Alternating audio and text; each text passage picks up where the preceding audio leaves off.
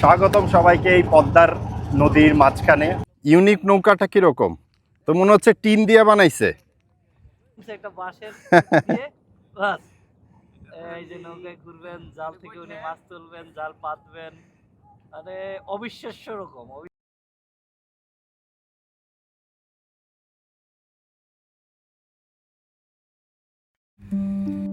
রাজশাহীর প্রশস্ত পরিচ্ছন্ন সড়কে রিকশার চাকা গড়ায়, রাস্তার দুপাশে সাজানো বাতি স্তম্ভ যেন রাত নামলে তারকার মেলা বসবে।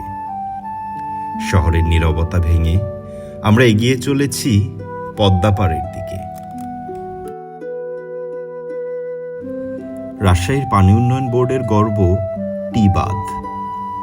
নদীর বুকে স্থির হয়ে থাকা এই বাঁধ মানুষকে দেয় নিরাপত্তা, আবার দেয় ভ্রমণের আনন্দ। এক বিশাল বটগাছ ছায়া মেলে দাঁড়িয়ে আছে, যেন যুগ যুগ ধরে পদ্মার ইতিহাস দেখছে। তার শিকড়ের ফাঁক দিয়ে হাওয়া গুনগুনায়, নদীর গান যেন গাছের পাতায় বাজে।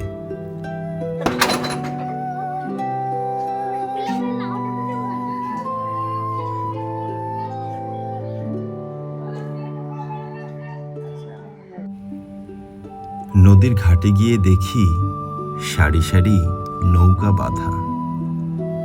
এই নদী যেন মাঝিদের জীবন, এই নদী মাঝিদের গান।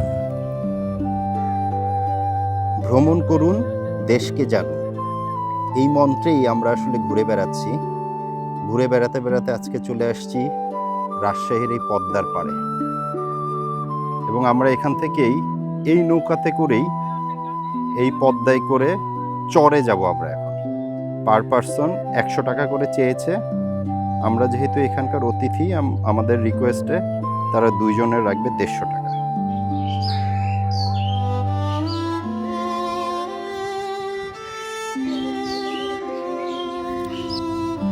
নদীর পাড়ের ধারে সারি সারি মানুষ বসে আছে।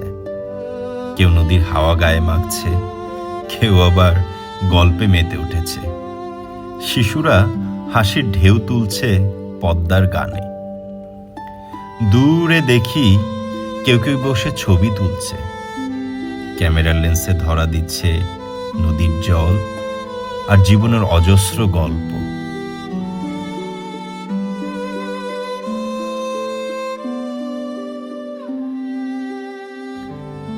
আমি পা রাখি এক নৌকায়, মাঝি তার ইঞ্জিনের নৌকা ধীর তালেতে এগিয়ে নিয়ে চলে। পদ্মার বুক চিরে এগিয়ে চলি চর ভ্রমণের দিকে।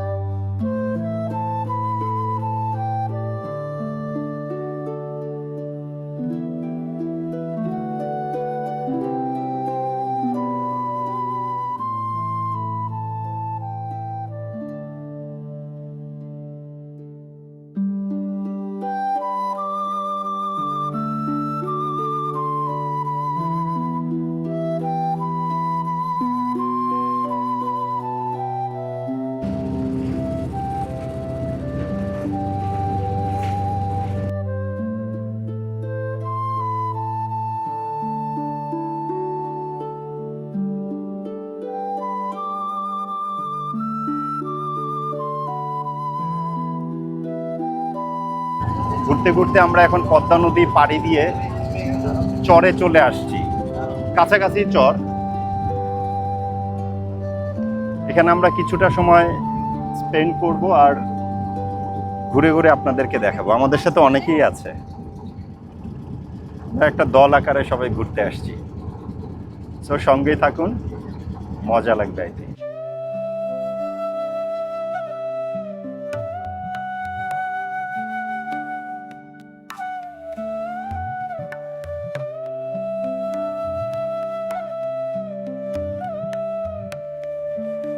চাঁদপুরে আমার একটি ট্রাভেল ব্লগ আছে, ওখানটাতে আমি একটা পদ্মার পাড়ে গিয়েছিলাম। তো এই জায়গাটা দেখে আমার ঠিক সেরকমই মনে হচ্ছে। সব পদ্মার পাড়ি তো আসলে একই রকম হবে।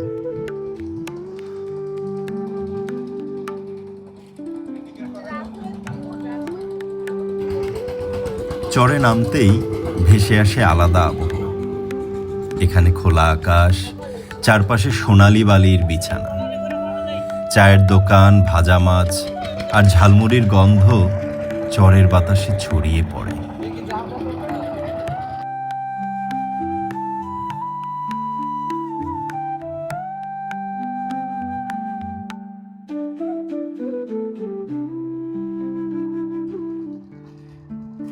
এইসব ক্ষেত্রে তরকারি ঘাটের মাঝি যারা, তারা লাখো শান্তি পায়।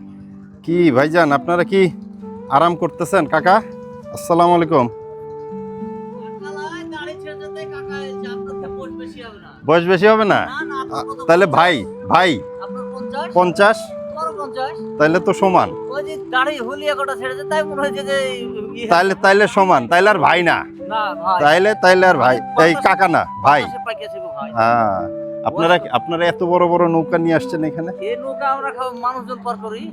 এই নৌকাতে মানুষজন পার করেন? মানুষ, গরু, বাছুর, যা মানে ওই যে আসে ভেড়া বকরি, এপার ওপার? এপার ওপার। ও, অনেক বড় বড় নৌকা সব।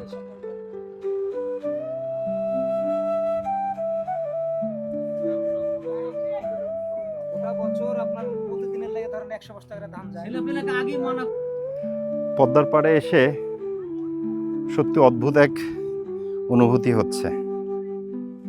এখানকার মানুষজনের সাথে কথা বলে, তারপরে মাঝি, খুব সহজ সরল আসলে তাদের জীবন, তাদের আশা আকাঙ্ক্ষা, টার্গেট আমাদের মতন মানুষদের মতন মনে হয় এত বেশি না। আমরা আসলে মেশিন হয়ে গেছি। এই মানুষদের, সাধারণ মানুষদের স্বপ্নগুলো শুনলে, কথাবার্তা শুনলে সত্যি লাইফ মনে হয় অনেক ইজি। আর আমরা শহরের মানুষরা লাইফকে মনে হয় অনেক কমপ্লিকেটেড করে ফেলেছি। ক্যারিয়ার সব কিছু করতে করতে সব থেকে বেস্ট জিনিস আমাদের লাগবে। যাই হোক, এটাই হয়তো জীবনের বৈচিত্র্যতা, এক একজনের কাছে এক এক রকম। চমৎকার লাগছে।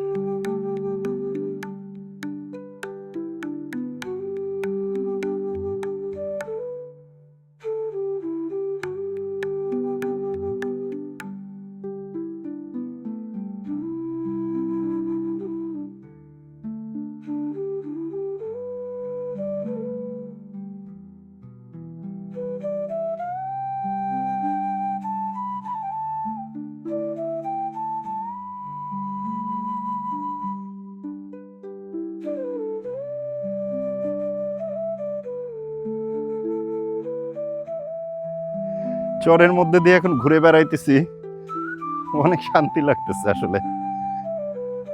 অনেক গরম যদিও, কিন্তু এই শান্তির কাছে গরম আমাকে কাবু করতে পারতেছে না।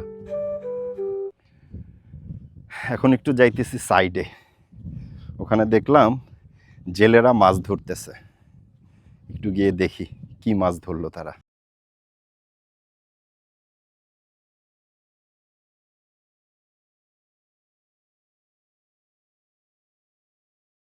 হঠাৎ চোখে পড়ে অদ্ভুত এক নৌকা, টিন দিয়ে বানানো, শুধু দুটো কাঠ বসিয়ে তৈরি এক বিশেষ ভেলা। মনে হয় সৃজনশীলতাই গ্রামীণ জীবনের শক্তি।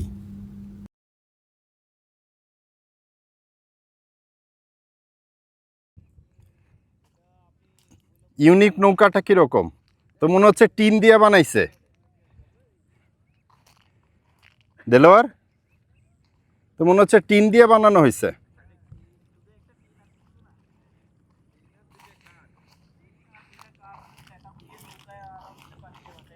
দেখি কিরকম।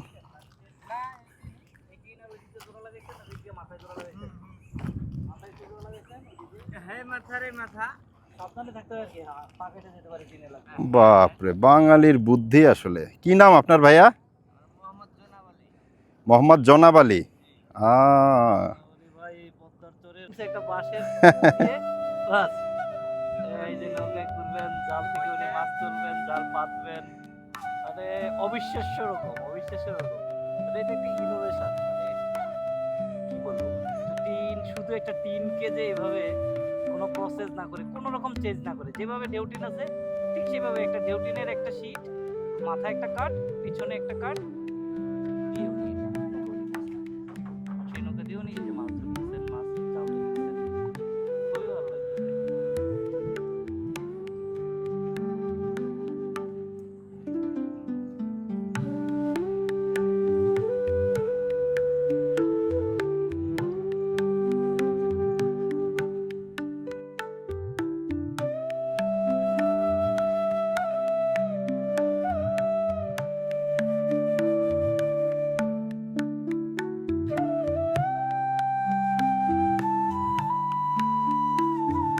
ওই দূর আকাশে পাখির ঝাঁক ঘরে ফিরছে, তাদের ডানায় লেগে থাকে সন্ধ্যার আলো।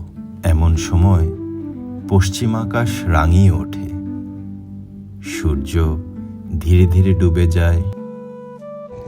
সন্ধ্যা ঘনিয়ে এসেছে, বাড়ি ফিরতে হবে। আজকে সারাটা দিন রাজশাহী শহর ঘুরে যেটা আমার মনে হলো, আমাদের বাংলাদেশও কিন্তু অনেক সুন্দর, অনেক সুন্দর। শুধু আপনাকে বের হতে হবে, দেখতে হবে বাংলার এই অপরূপ সৌন্দর্য। পদ্মাপাড়ের চর থেকে আমি সাব্বির আপনাদের সবাইকে স্বাগত জানাচ্ছি এই রাজশাহী সিটি ভ্রমণের জন্য। আর অবশ্যই আপনারা কমেন্ট করে জানাবেন রাজশাহী সফরের এই ভিডিওগুলি আপনাদের কেমন লাগবে। সো কমেন্ট বক্সে কমেন্ট করে জানাবেন। আর যদি ভালো লেগে থাকে তাহলে অবশ্যই আমার চ্যানেলটি সাবস্ক্রাইব করে আমাকে সাপোর্ট করবেন। সো থ্যাংক ইউ সবাইকে, ভালো থাকবেন। আসসালামু আলাইকুম।